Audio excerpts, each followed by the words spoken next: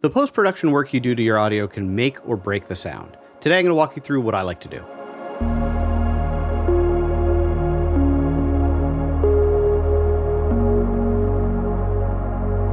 A couple years ago, I switched from Adobe Premiere to Blackmagic Resolve as my main editing platform. Did it for a couple reasons. One, I was just tired of Premiere crashing. You'd look at it, it would crash. Everything else on that computer worked beautifully, but Premiere would just crash so much. When it works great, but the crashing just got really old. They've become known for it. But even more so, I film a lot with Blackmagic cameras, and Blackmagic's who owns Blackmagic DaVinci Resolve, and the two just work hand in hand. In fact, when you buy a Blackmagic camera, you actually get a free seat of their studio version of the software. That's the full-featured software, which is normally like, I think, $300. But buy a camera, you get a free one. But even better than that, DaVinci Resolve has a free version. And you might think, oh yeah, free version is probably really limited, more of a demo version. No, it is a full-fledged editing platform. And the majority of projects I do, I could use the free version and get away with it and do the majority of what I want to do. But the paid version does have a couple extra bells and whistles that I do like to use.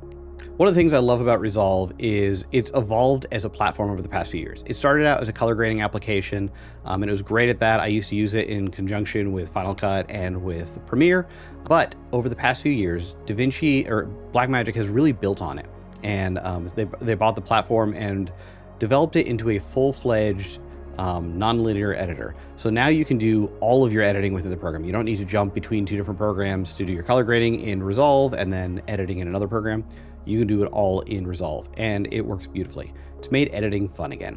You can do all of your video edits. You can do special effects like After Effects in their area called Fusion. You can do all of your audio editing like you would do in Logic or Audition in an area called Fairlight. And then you can export your final project and deliver it to the point that I spend 99.9% of my editing time now just in Resolve. It's a great platform. So today I'm going to show you what I like to do to sweeten up my audio just to give it a little bit better of a sound. Now I do have to give a shout out to my friend Tyler Vincent. He's the one who showed me this method, and I've been really happy with what it's done for my sound. I'm going to link his channel in the bio. Great guy, phenomenal filmmaker, someone to learn from and get inspired by, but I got to give props to him. Let's take a look. All right, so the first thing I like to do is I like to go ahead and normalize my audio.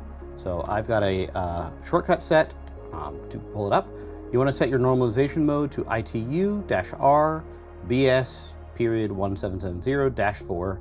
Couldn't tell you what that is specifically, but I know that is what I've liked the best and works the best. Target level I'll usually set to -2 and target loudness -14. I will run through the normalizing and then Chapter 1, The Boy Who Lived. Mr. and Mrs. Dursley of number 4. So now I'm going to head into Fairlight. Fairlight is the audio section for Resolve. You can do a bunch of editing of your audio in Edit, but Fairlight is where you can really do the sweetening. First thing I like to do is set my order to EQ DYFX, and then I'm going to go into my dynamics. Dynamics are really just going to help to limit your audio so it doesn't peak and really controls the audio. So first thing, I put on the compressor, and basically what that's going to do is anytime the audio goes above this point, it's going to help to pull it down, and that just really helps to get your levels to where you want them. So when I play it, Chapter 1, The Boy Who Lived. Mr. and Mrs. Dursley of number 4. You can see how it's stopping the audio right here. It's pulling that down. A lot of times I like to put the ratio to about 3:1. I would just say that they were perfectly normal. Thank you very much. The next thing I'm going to do, my threshold, that's really just at what point it really kicks in. -15 is working great for me. I'm going to pull up the makeup just a little bit to boost the audio just a hair. They were the last people you would expect to be involved in anything strange or mysterious. And right now we're going to go around just below +5. Once you're done there, now you're going to come into EQ. And in EQ, what I like to do is I go to band 2, 3, and 4, and I make sure that they are all set to that mode and turn on band 1. And what you're going to do is turn your Q factor all the way up for those 3. And basically what we're going to do is we're going to find the frequencies where the audio sounds terrible, where it almost sounds inhuman. So we're going to start playing it and see if we can find that spot. And what we're going to do that is pull this all the way up. Mr. and Mrs. Dursley of number 4 Privet Drive were proud to say that they were perfectly normal. Thank you very much. They were the last people you'd expect to be involved in anything strange or mysterious, because they just didn't. So about there, it's starting to sound a little inhuman, alien, not so good. So basically what we're going to do is we're going to take this and we're now going to pull out those frequencies. Hold with such nonsense. Mr. Dursley was the director of a... And what that's literally doing is just pulling down that the frequency that doesn't sound so great is going to pull it out just a little bit. Then we're going to move to the next one. A firm called Drunlings, which made drills. He was a big, beefy man with hardly any neck, although he did have a very large mustache. And there, sounds kind of robotic, doesn't sound so great. We're going to do that again. Mrs. Dursley was thin and blonde and had nearly twice... And you're not pulling it out a ton, you're just pulling it out a little bit. Then we're going to come up to this next one. It's the usual amount of neck, which came in very useful as she spent so much of her time craning over garden fences, spying on the neighbors, and pulling that out. The next thing you do, if your audio just seems a little bit muffled and you want to open it up a little bit more, you can come to this last one and just boost it just a little bit. It had a small son called Dudley, and in their opinion, and that just opens up just a little bit more. So hearing the before and after, this is what it sounds like before. Chapter 1, The Boy Who Lived. And after. Mr. and Mrs. Dursley of number 4 Privet Drive were proud to say that they were perfectly normal. Thank you very much.